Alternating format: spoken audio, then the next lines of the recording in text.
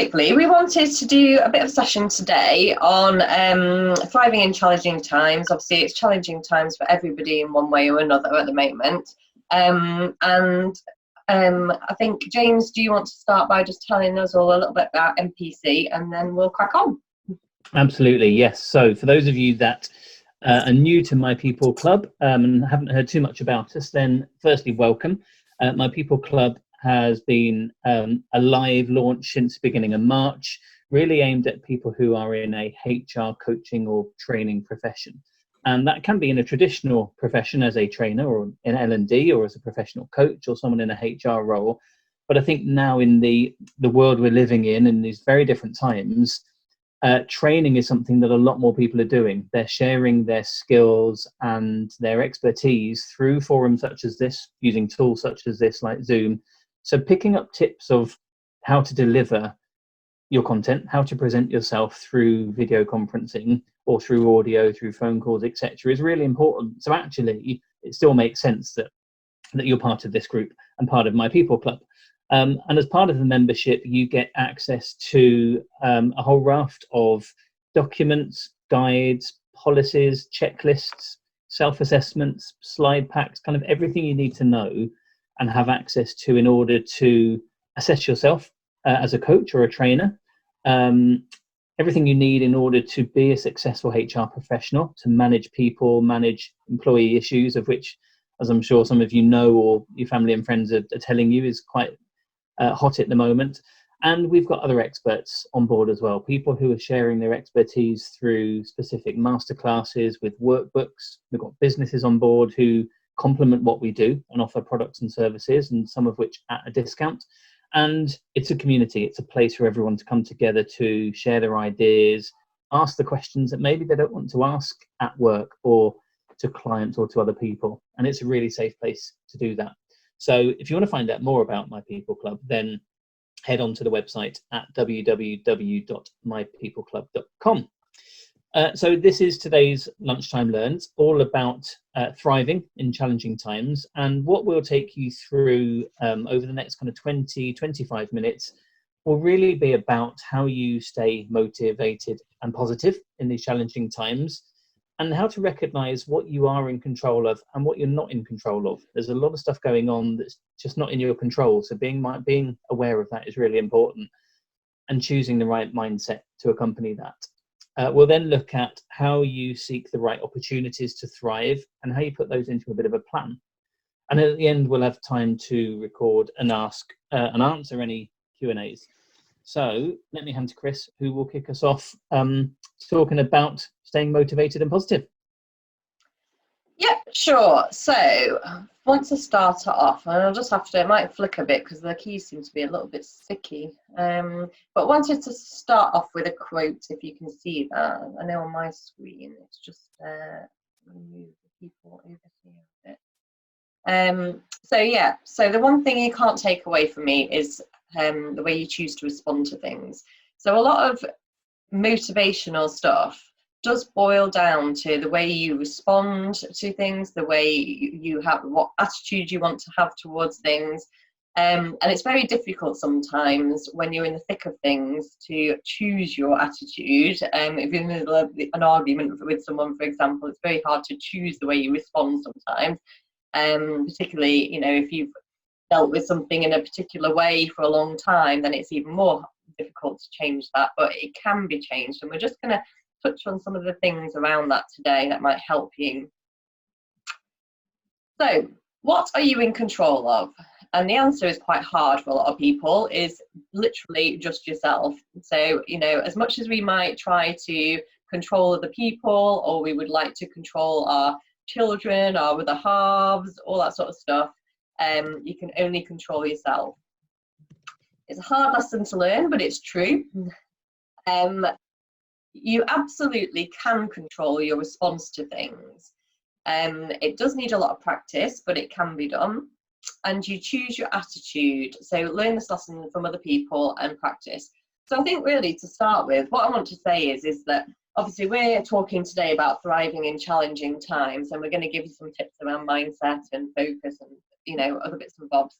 But I think it's also important to recognize where you are right now. And actually, sometimes it is okay to just feel overwhelmed and need a day off. I think at the moment, I read something on LinkedIn the other day, and it was a quote, and a well-meaning quote, but it was kind of like, I can't remember the exact words it's used, but something to the effect of that, you know, if you didn't basically use this time to get a new hobby or learn a new language or whatever it might be, it wasn't because you didn't have the time, it's because you didn't have the discipline. And while I realise that that's quite well intended, actually, you know, sometimes there's big changes going on, and actually, particularly parents who've got small children and things like that, and that's enough to cope with on its own without like learning a new language or, you know, sort of taking up a new hobby and becoming an expert knitter or gardener or whatever it might be. So I think it's important to recognise where you are now, take stock of that. And you know, if you need some time off and you just need to recharge, I know that we've been working really hard up to the launch of My People Club, and we're still working hard now because we're creating content and courses and things like that. But you know, actually sometimes you do need to take a step back, and there has been days where either I've said to James, right, I'm not doing anything today, or James has said the same to me, because we need that time to just relax. And you know, as much as you want to use this time where some of us are quieter than others to kind of get things done, you also need to recharge. So that's the first point I want to make, is recognizing where you are right now. So yeah, you can only control yourself, and we're going to talk a little bit about responses and how you control things, and about attitude. So you know, that quote that we had just before, from Viktor Frankl, you know, in the Second World War, in the Nazi camps and stuff, you know, when everything was taken away from the prisoners, all they had left was their attitude and how they responded to things. And that's really literally all they had left. So no matter what is going on, you can take that step back and just choose how you respond to something. So if someone's shouting in your face, you have the choice whether to respond like for like and argue back, or you have the choice to walk away, or you have the choice to remain calm.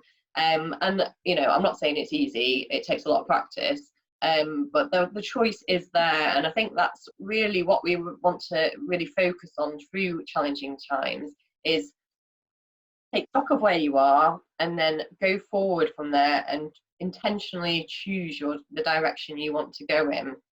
So we'll talk a little bit more about that now. And when we talk about mindset, so this is all linked. So you choose your attitude, you choose your mindset, and we're actually, James and I want to go into this in a lot more detail. So we're actually just putting a coaching course together, which hopefully will be out at the end of next week, where we'll really deep dive into some of this stuff. And there's a workbook that you can work through all the exercises, that will really, one, help you understand what your mindset is right now, and then two, give you lots of practical tips and hints as how to change your mindset, how to work on your mindset, how to maintain your mindset, that, you know, we'll touch on now, but obviously given half an hour we can't go into it in that much detail.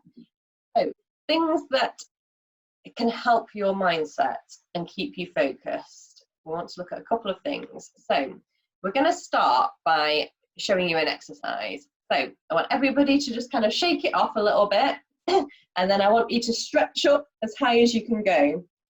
So stretch up as high as you can go. That's it, and just feel that stretch through your upper body. Now I've asked you to stretch as high as you can go, but I know you can do better. So I want you to stretch an extra 20% more right now. Stretch that extra 20% more.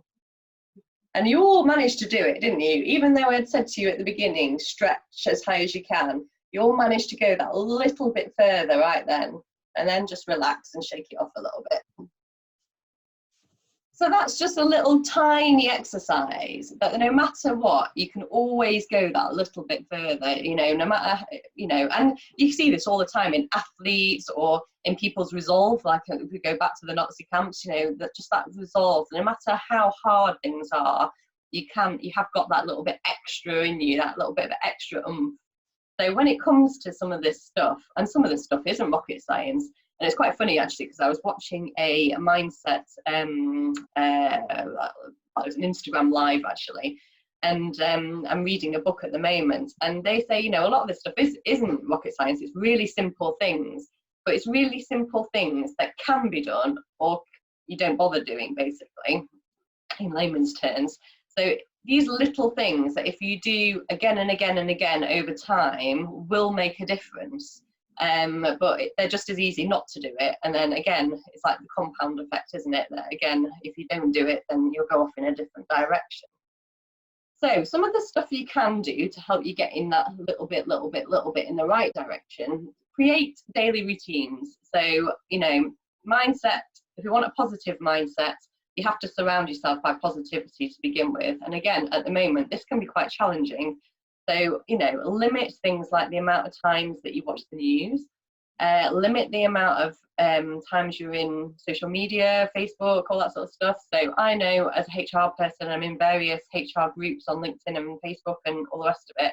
And they're really, really good groups. There's lots of great advice, there's lots of good tips, people sharing documents. But sometimes it gets too much, like when it's constantly in your news feed, and every time you put it on the TV, it's how many people have died now, how many people are in trouble. And it is really serious and really sad stuff, but you have to limit the amount of exposure to that. And actually, over the last few days, I really have, and I've only watched a little bit of news. And, you know, it really does help, especially when the weather's beautiful. If you can be outside in the garden, if you've got a garden, just try and limit the exposure to negativity that you can. Other things you can do in terms of daily rituals. I know a couple of entrepreneurs, and they always say things like they watch a couple of really inspiring TED Talks a day. Most TED Talks are sort of 10 minutes or so. So, you know, watch one in the morning, watch one in the evening. We talked about gratitude diaries in a previous Lunchtime Learn. So again, you know, write down 3 things you're grateful for every morning or every night or both. And there's also science to say that if you write it down and really visualize it, it's actually more powerful than just thinking about it. There's something to do with that, like the act of writing and thinking. It uses both sides of the brain, so it's more powerful. So if you can get a little notebook or whatever and have that by the side of your bed, that's really great. So do that. And then again, you know, you're not going to feel massively better after the first, you know, couple of days of writing in a gratitude diary. But over time, you know, those things will embed into your subconscious. So if you're somebody who's naturally a cup half empty type person, over time, you know, that will start to change. I'm reading a book, well, I've read a book called The Slight Edge by Jeff Olson. Great book if you've not read it. And again, he really focuses on those little tiny shifts and things that you do every day that compound to actually starting to make things happen. So he likens it, if you've got one of those big old industrial wheels, iron wheels, you're trying to push, you know, the first push, the second push, the third push, you know, it doesn't really make any difference. But by the 100th push, you know, the wheel starts to move, and then, you know, obviously it takes off with the weight of its own force. So it's just all those little things that move you forward, and that's something to really help you in these challenging times. And something that we're going to really focus on in this course is recognizing where you are now, recognizing how you feel, how you want to feel, and taking steps towards that. Another great person that I've watched recently is Danielle Laporte. So she's got a book called The Desire Map, and it's what she talks about, and I won't go into it now because we haven't really got time, but she talks about core feelings.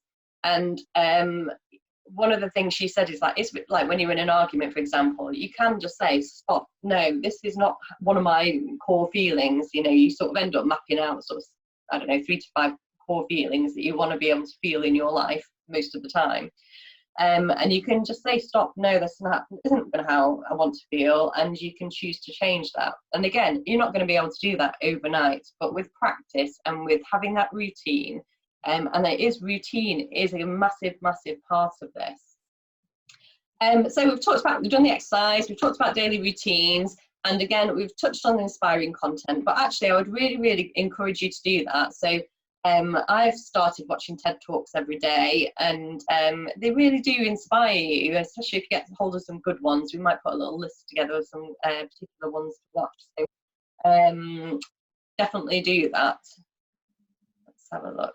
So that's it for the moment on that bit. Like I say, we will go into this in a lot more depth in our coaching course, but for now I will hand over to James, who's going to talk about seeking opportunities.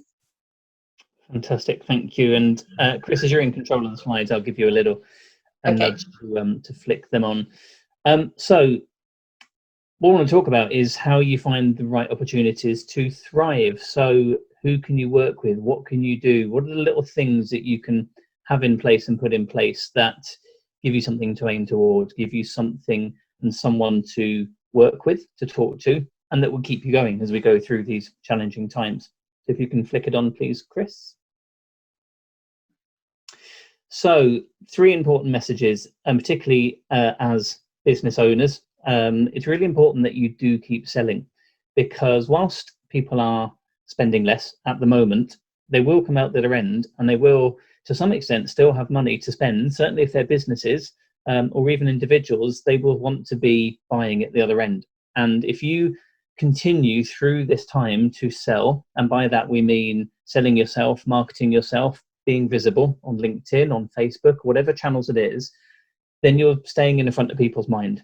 And yes, there are lots of things going on in people's minds at the moment, for them personally, for themselves as a business, maybe with friends and family, but you will stay there. So as they're flicking through LinkedIn, as they're flicking through Facebook, they will still see you. And that's really important, because when they come out the other end and they think, hold on, I do need someone that helps me with hygienic cooking and how to set myself up in the right way. I remember seeing that Barbara Freeman lady.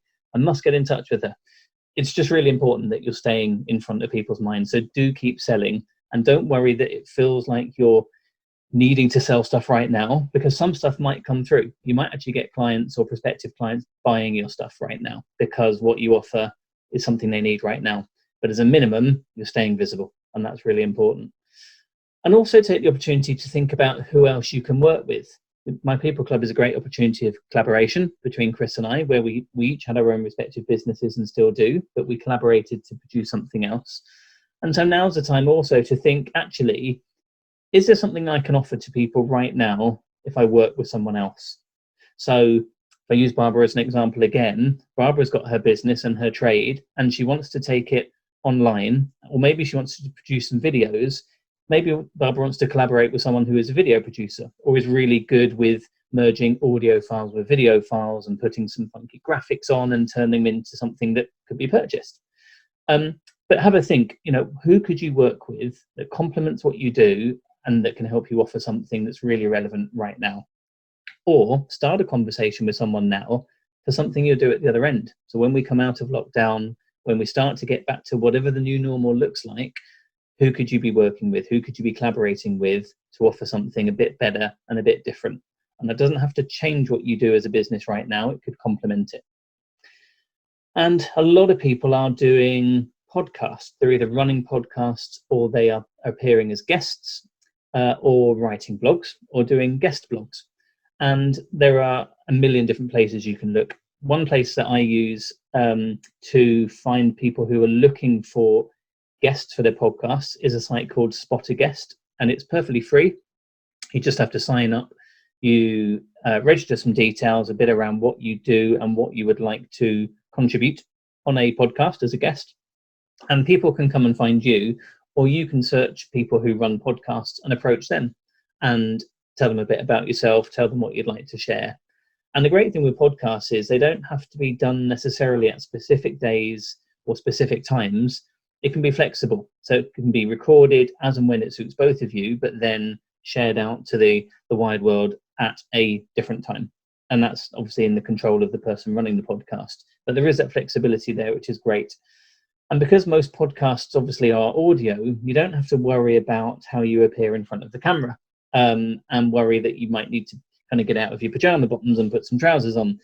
A lot of people that I'm doing podcasts with at the moment are using Zoom and they're using the video functionality, but that's purely to have that engagement with the person like we are now. So can start talking to them, set the scene about what the podcast will be, make sure they're comfortable, make sure they know what they want to talk about, they know what questions will be asked, and then they will go live with the recording to record the podcast, but it will just be the audio. It won't be the video part. And then when it's finished, the recording is stopped you can then carry on your conversation, wrap it up.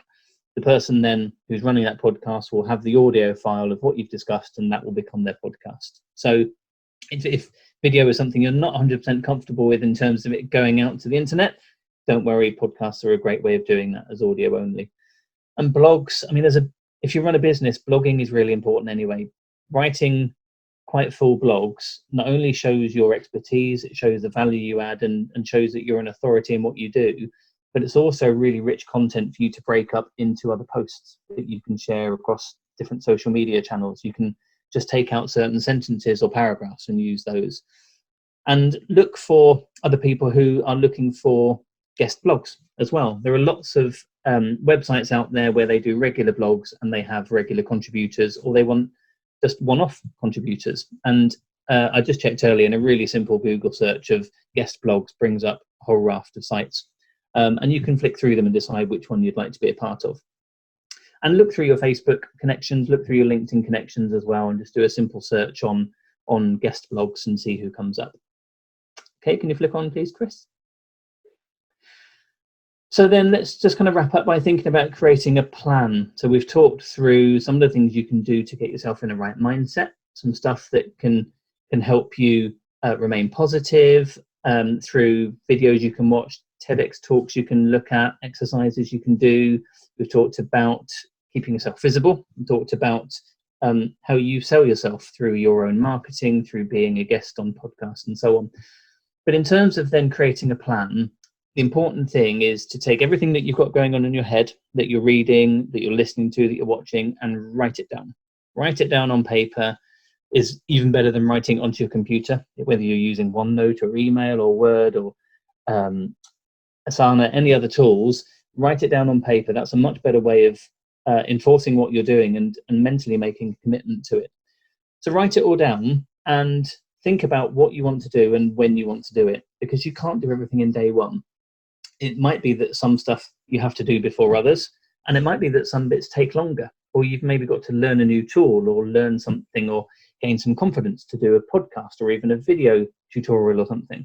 But just break down what you need to do into a plan and write down that plan so that it's over the coming days, week by week, and check it regularly. We recommend checking it twice a day to check that what you want to do that day is achievable. Nothing else has come up that will mean that plan can't be achieved, and that you can make sure you're on track with it. And by doing that, it means you can tick stuff off. So even the smallest of tasks, it's worth writing them down, because that sense of achievement you get from completing it and ticking it off spurs you on and gives you the motivation and the energy to carry on and conquer all the other tasks that you've got. So keeping a plan is really important. Writing it down on paper is the most effective way, but if you work by your calendar, you work by other tools, and of course do that as well.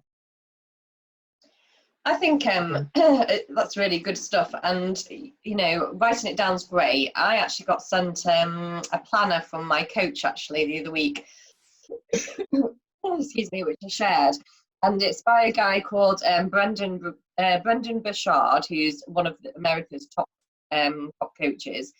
And he's got a book that he's very good at vlogging. But if you follow him on Instagram and stuff, he does a load of really positive stuff on how to get through these times. But he also sells a planner, and I think they come in like a variety of colours, and they're not that expensive. But because he's got a psychology background, it literally has it has like a morning bit that you do fill in, an evening bit, it's got a diary bit in the middle, what you're grateful for, what went well, what needs to go better, and you score yourself in a number of categories each day. And again, by using a tool like that, it just helps you really keep on track. And you might not do it every day or whatever, but again, over time, the ritual of doing it will just help you move to a more positive and a more structured way. So that's really a very shallow dive into some of this stuff. Obviously, you can get in touch with us in a number of ways. And what we would like to do, obviously, we want to grow this community, and we want to grow the Lunchtime Learns and everything else that we do. So if you do like these sessions, then please do tell people about them, post about them, tag us in them, share them, and we'll always respond to everybody as well. If you want to look at some of this stuff in a bit more detail, where we're really going to give you some really good psychological tools and things, exercises you can use, then, like I said, James and I are putting a little course together which will be available by the end of next week. So look out for that as well. Is there any questions from anybody before we sign off for today? Because I know we're getting to nearly time. No? Well, I hope this was useful for everybody. Like I say, if you joined us late or whatever, then that's fine, because the recording will go in the group. And also you'll also be able to find them all on our website, because we're going to put all the Lunchtime Learns together on a page on our website as well, so that people haven't got to scroll through to find everything. So if there's anything in particular that you'd like us to present on in the future, let us know and we will do our best to help. And other than that, have a really great afternoon. Thank you all. Take care, everyone. Thanks. Take care.